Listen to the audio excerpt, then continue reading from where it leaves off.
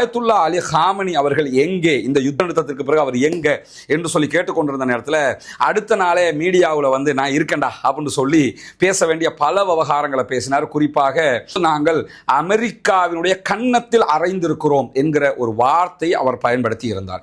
இந்த வார்த்தை தான் தற்போது டொனால்ட் ட்ரம்ப் ரொம்ப கோபத்தை உண்டாக்கி இருக்குது, ரொம்ப தாங்க முடியாத ஒரு எரிச்சல் அவருக்கு உண்டாக்கி இருக்குது.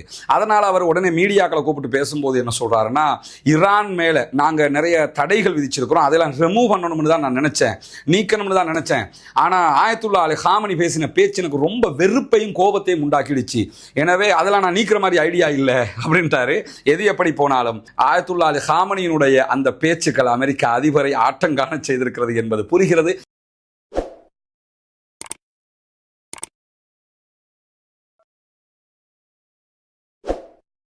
அன்பிற்கினிய சகோதர சகோதரிகளே, நம் அனைவர் மீதும் ஏக இறைவனுடைய அமைதியும் கருணையும் உண்டாகட்டுமாக என்கிற பிரார்த்தனைகளோடு, அமெரிக்க அதிபர் டொனால்ட் ட்ரம்பினுடைய ஒரு காட்டமான அறிக்கை ஆயத்துல்லா அலி ஹாமனி தொடர்பாக வெளியாகி இருக்கிறது. நமக்கு தெரியும், ஈரானுடைய அதி உச்ச தலைவராக, சுப்ரீம் லீடராக பார்க்கப்படக்கூடியவர் ஆயத்துல்லா அலி ஹாமனி. ஈரானில் நடக்கக்கூடிய அனைத்து விவகாரங்களையும் இறுதி முடிவெடுக்கக்கூடியவர் அவர் தான். நம்ம நாட்டை பொறுத்தவரையில் சுப்ரீம் கோர்ட் இருக்கிறது, ஜனாதிபதி இருக்கிறாங்க.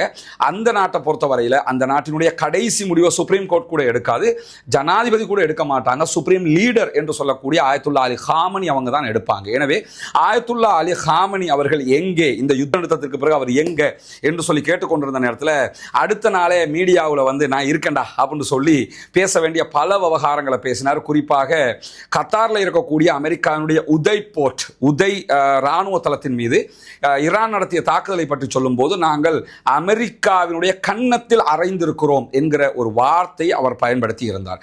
இந்த வார்த்தை தான் தற்போது டொனால்ட் ட்ரம்ப் ரொம்ப கோபத்தை உண்டாக்கி இருக்குது, ரொம்ப தாங்க முடியாத ஒரு எரிச்சல் அவருக்கு உண்டாக்கி இருக்குது. அதனால் அவர் உடனே மீடியாக்களை கூப்பிட்டு பேசும்போது என்ன சொல்றாருன்னா, ஈரான் மேல நாங்க நிறைய தடைகள் விதிச்சிருக்கிறோம், அதெல்லாம் ரிமூவ் பண்ணணும்னு தான் நான் நினைச்சேன், நீக்கணும்னு தான் நினைச்சேன்.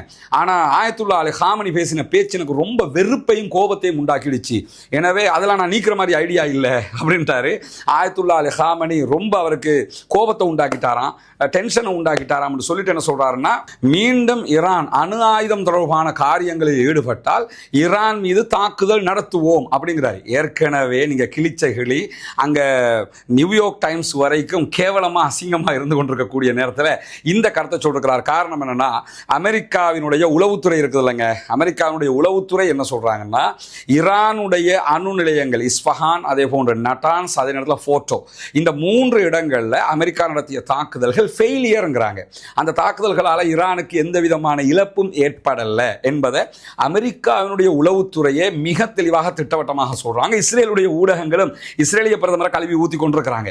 இந்த நிலையில அவருக்கு ஆல்ரெடி நியூயார்க் டைம்ஸ், CNN எல்லாம் என்ன கோவம்னு சொன்னா, இத செய்தியை பரபரப்பா திரும்ப திரும்ப போட்டுக்கிட்டு இருக்காங்க, அமெரிக்கா சொன்னது பொய், அடி வாங்கிட்டு தான் வந்திருக்கிறாங்க என்கிற செய்தியை. இந்த நிலையில ஆயத்துல்லா அலி ஹாமனி அவங்களும் நாங்க அமெரிக்காவுடைய கன்னத்தில் அரைஞ்சிருக்கிறோம் என்று சொல்லி முடிய அவருக்கு தாங்க முடியாமல் போயிடுச்சு. வெற்றி எங்களுக்கு தான், நாங்கள் தான் ஜெயித்திருக்கிறோம், அமெரிக்காவுடைய கன்னத்தில் அறைந்திருக்கிறோம் என்று இவர் சொல்றாரு.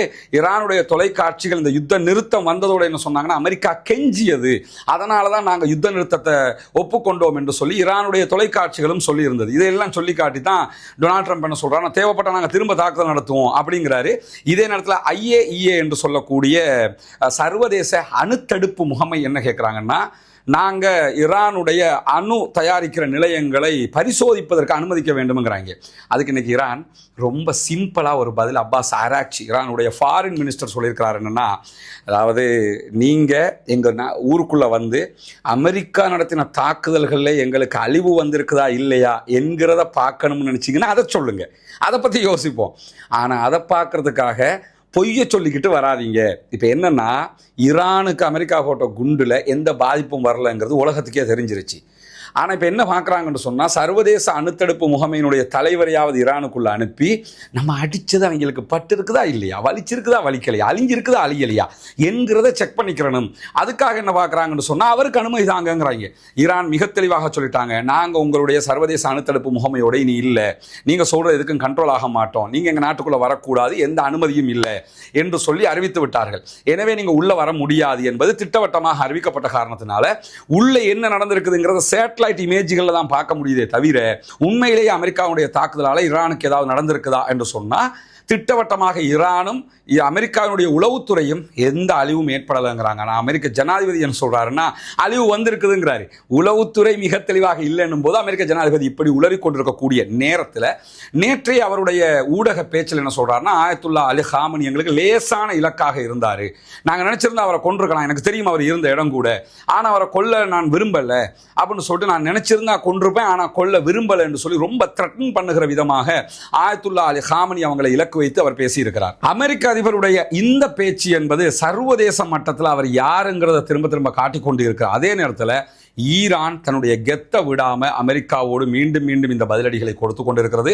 எங்களுடைய அணுத்திட்டங்களை நாங்கள் தொடர்ந்து கடைபிடிப்போம், எங்களுடைய அணு ஆயுத உருவாக்க அந்த பயணத்தில் யுரேனிய செறிவூட்டலை யாரும் தடுக்க முடியாது என்பதை ஆயத்துல்லா அலி ஹாமனி மீண்டும் தெளிவாக சொல்லியிருக்கக்கூடிய நேரத்தில் தான் அமெரிக்க அதிபருடைய இந்த எச்சரிக்கை மணி ஒலிக்கும் விதமான பேச்சு வெளியாக இருக்கக்கூடிய நேரத்தில் இதுவரைக்கும் ஈரானுடைய ஆயத்துல்லா அலி ஹாமனி அவங்களோ ஈரானுடைய அரசாங்கமோ உத்தியோகபூர்வமாக பதில் சொல்லவில்லை. எது எப்படி போனாலும் ஆயத்துல்லா அலி ஹாமனியினுடைய அந்த பேச்சுக்கள் அமெரிக்க அதிபரை ஆட்டங்காண செய்திருக்கிறது என்பது புரிகிறது. எனவே பொறுத்திருந்து பார்ப்போம் ஈரான் என்ன செய்ய போகிறது, அமெரிக்கா என்ன செய்ய போகிறது என்று. மீண்டும் ஈரான் மேல கை வைத்தால் என்ன நடக்கும் என்பதும் அவர்களுக்கு தெரியும். எனவே இது ஒரு பேச்சாக சொல்லலாமே தவிர ஒரு யுத்தத்திற்கான ஒரு முனைப்பாக அவர்கள் எடுக்க முடியாத அப்படியான ஒரு யுத்தம் ஏற்படுமாக இருந்தால் அது நிறுத்த முடியாத தவிர்க்க முடியாத யுத்தமாக மாறிவிடும். யுத்தங்கள் ஏற்படக்கூடாது, யுத்தங்கள் இன்றைய அமைதியான உலக திரும்ப வேண்டும் என்கிற உயரிய பிரார்த்தனைகளோடு எதிர்வருகிற 30ஆம் தேதி திங்கட்கிழமை 3:30 மணிக்கு கொழும்பு கம்பெனி தெருவில் இருந்து அமெரிக்க தூதுவர் ஆலயத்தை நோக்கி பாலஸ்தீன விடுதலை பேரணி நடைபெற இருக்கிறது. நிறைய மாற்று மத சகோதரர்கள் கலந்து கொள்ளக்கூடிய இந்த பேரணியை ஆசிரியர் சங்கத்தினுடைய தலைவர் ஜோசப் ஸ்டாலின் அவர்கள் தான் இதை கோஆர்டினேட் பண்ணிக்கிட்டு இருக்கிறாங்க. எனவே நிறைய சகோதரர்கள் கலந்து கொள்ளக்கூடிய இந்த நிகழ்வில் நாடு முழுவதும் இருந்து சகோதரர்கள், இளைஞர்கள் பங்கெடுங்கள். ஜனநாயக ரீதியாக பாலஸ்தீன அப்பாவிகளுக்காக குரல் எழுப்புவோமாக. வாஹிர் தஅவானா அல்ஹம்துலில்லாஹி ரப்பில் ஆலமீன்.